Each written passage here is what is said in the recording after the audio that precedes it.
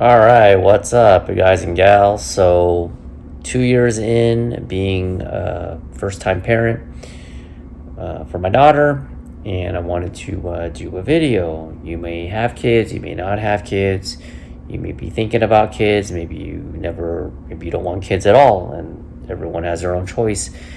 And I wanted to just have time because I have some downtime finally to reflect on my 2 years being a parent. So before I became a parent, I was a little nervous, obviously, because parenting is a huge sacrifice and responsibility.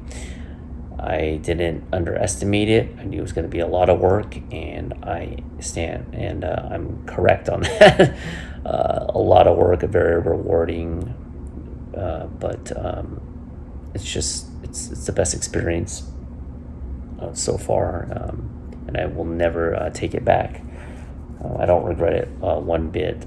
I would say that I remember someone telling me, or multiple people telling me, I don't know specifically, but they said that once you have a child, the amount of love that you have for this human being, this little baby, which is eventually going to turn into a toddler. She's always going to be my baby. That love it just like compounds every day. I know it sounds cheesy, but it's true. It's a different type of love. Like, I love my mom, my parents, my siblings, my wife, of course, and my daughter. It's a different type of love. It's like you'll do anything for them. And when you make mistakes, like still haven't really told the video in advance, but I made a pretty bad mistake where I had to take her to the urgent care, and I felt so guilty because she was crying and it was my fault. Luckily, she's okay. Basically, I had some scissors in it. She got a avulsion, which is basically another medical term for the layer of the skin just came off, and there's blood just everywhere. This is not like a cut. This is just, even for an adult, it would be very painful. And this happened when she was, I think, under 2 years old. And she's a tough cookie, but she was freaking out. I think she was more freaked out. I mean, obviously the pain was there, but even every time I removed her bandage, she would just cry profusely and start freaking out, and my heart just sunk to the floor. And the only thing I could think to myself is just, please let her get better. I just want her to be healthy and happy. I think every loving parent wants that, right? Unless you're a sociopath. Just be healthy and happy, and I'll deal with the rest. And in my mind, I said, just let her heal and just give me the pain. I'll take whatever. I don't care. I'll die for her in a heartbeat. So the definition of love, or my not perception, but my viewpoint of love is definitely different. As far as the sacrifices, I think the majority of people that watch my video, I think it's like in the 35 to 44 range. So a lot of you out there already probably have kids or don't have kids, but I definitely, if you've made it this far in this video, do you have kids? What's your experience like? If you don't have kids, and if you don't want to have kids, let me know. I'm not going to judge at all, but it is a huge sacrifice. I mean, you got to think about it. You need a license for almost everything. You need a license to hunt. You need a license to drive,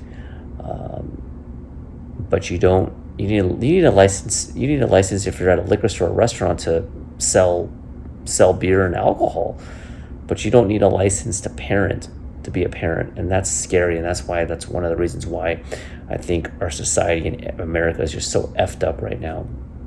Now, it's for another discussion, but a lot of it starts in the family. Now, I'm not perfect, my wife's not perfect, but we do the best that we can, and it's a huge sacrifice. Just from the moment they're born, the first 6 months that she was born, she never slept throughout the night. She's sleeping right now. I'm looking at the camera, and the first 6 months, it was a complete blur. I only remember a handful of nights because I was so sleep deprived.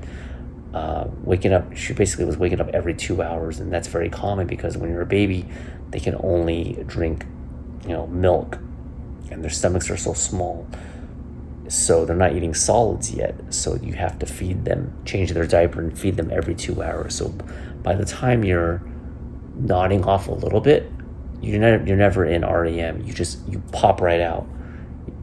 You're dozing off. Boom, she starts crying. He or she starts crying, and then you have to change her diaper, and you're just like completely sleep deprived. I don't even know how I did it, and I didn't even drink coffee. Me and my wife don't even drink coffee. It must have been crazy not to do that.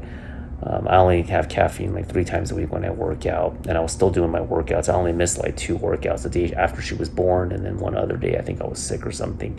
But it's a huge sacrifice, and then as they get older, the challenges become they manifest into other things. Now that she's over 2, she's moving around a lot more. You got to make sure she doesn't fall. She's hit her head a little bit. Luckily she hasn't broken anything. You got to make sure, watch out for their safety. You don't want to be a what do you call it, helicopter parent, but you want to find that nice balance. And you got to change their diaper. The potty training that we did earlier, that was hell. Right where I'm looking, right below me, she took a crap, and she was peeing all over, and you're just constantly watching her, and you have that huge responsibility. My daughter, of course, but if you have a parent, your child is relying on you. That human being is relying on you for protection. Stupid refrigerator again. They're relying on you for protection, or for unconditional love, and they want to feel secure. She went through a stage where she just kept waking up. After 6 months, she started sleeping through the night, but then she was doing this thing where she kept popping up out of her crib and standing up, and I was like going up and down. I have a 2-story house, up and down like 8 times before she fell asleep. It's a grind. It's a slow grind. It's not a fatiguing grind like at a workout. And if you have kids, and I only have 1 kid too. My sister has twins. I know people that have multiple kids. My mom had 4. I'm the one of 4. I'm the youngest in my family, from my mom and my dad. And I can't imagine the amount of sacrifice. And I think one thing I will say, and I think I blame myself, is that I do try to put too much on the table. I try to do too much all at once. So even if I'm very fatigued, I want to take over and try to help as much as possible. And it has led me to get burnt out. Leads to major burnout at times, where I basically had like a breakdown. It has happened. It usually happened when the first 6 months, because you're just slow sleep deprived and you're just irritable, and without sleep you're just completely screwed. But now that I sleep, it's easier. It does get easier. You guys if you made this far in this video, you're probably thinking, oh my god, what is the benefit of this crap? But when you see her and she starts saying more, starts speaking more and saying I love you, and just you can see her getting older and learning new things, and just to see that progression from when she's a baby to crawling to walking to talking to being more independent. You kind of see some attitude. You see parts of your genetic makeup and your personality. You could see it in them, their features, their mannerisms, the way they, I see her, she kind of moves her eyes like this, she darts her eyes, and I do that sometimes. There's a lot of interesting things. I have crooked pinkies. You can't really, because I'm holding it right now, but I got crooked pinkies. She has the exact same thing. She has my bushy eyebrows. She has my, she has my small ear canal. Just everything is just an amazing gift from God, and but that's all I gotta say. If I don't regret it at all, and if you don't have kids, hey, that's more power to you. I'll be straight up honest. My wife and I are very independent. We like our space. That's why we took a while to have kids, pretty late. I didn't have her till I was 39, which is a little bit late, but we just went on our timeline. We like to get things established first. I'm not saying there's a right or wrong way, Well, I guess there is to a point. I think that if you're, it's easier, I should say, if you have a decent job, you're established. Like we already moved into this 4 bedroom house, and it was empty before she was born. And I'm not judging. There's some people. A lot of people say I can't. I don't want to have kids till it's the perfect time. We did it. We had Bree about as the perfect time as possible. But even with things intact, it's still stressful. So I can't imagine the people that are struggling. And I'm not here to rant, or not to rant, to look down upon people, but that have multiple kids. But it just makes it much harder if you can't put food on the table and you have multiple kids. But a lot of it is cultural, so I do understand that it's not that simple. I don't want to be speaking for other people in other cultures, because like my parents, they had 4 kids, and we were struggling quite a bit. I wouldn't say like poor, but we weren't. We like went out once to Denny's after the Niners won Super Bowl 23.